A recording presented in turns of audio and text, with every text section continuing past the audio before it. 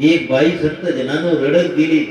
तरुण पोरग छोटस बाळ हातामध्ये घेऊन संत जनानो साधूकडे गेली. म्हणलं काय माझा गुन्हा है ना, हे बाळाचा प्राण गेला आहे, तुम्ही वाचवा, तुम्ही मला याला जिवंत करून दाखवा, तुम्ही साधू आहात, महात्मा आहात. ते म्हणले अवश्य मी याला जिवंत करतो, पण गावामध्ये जा, प्रत्येक घरामध्ये जाऊन विचार की तुमच्या घरामध्ये कधी मृत्यू आला का. एक घर जर तुला सापडलं की नाही आमच्या घरात कधी कुणी मृत्यू झाला नाही, कुणी मृत्यू पावलाच नाही, तर मी याला जिवंत करतो. या मित्रांनो, जगात सगळे जाण्यासाठी आलेले आहेत. अनेक आली अनेक गेली म्हणती एक सारं, सर्वजण निघून जाणार, पण जाता जाता ज्याने या परमेश्वराला बघितलं त्याचं जीवन धन्य झालं. म्हणून तुका म्हणे धन्य झालो आज मी विठ्ठला भेटलो.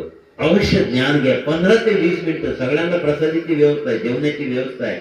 अरे जेवण उद्या पण मिळेल, नाही मिळालं तर काय फरक पडेल, पण देव परमेश्वर निघून जाईल अग्नी इथून.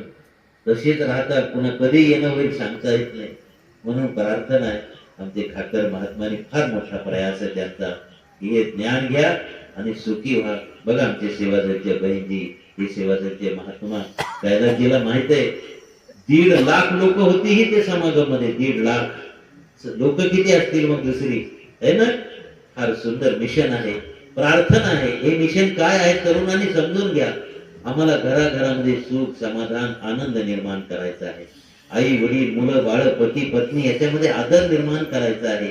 एकमेकाला संत जनांनो पूजा करायची आहे.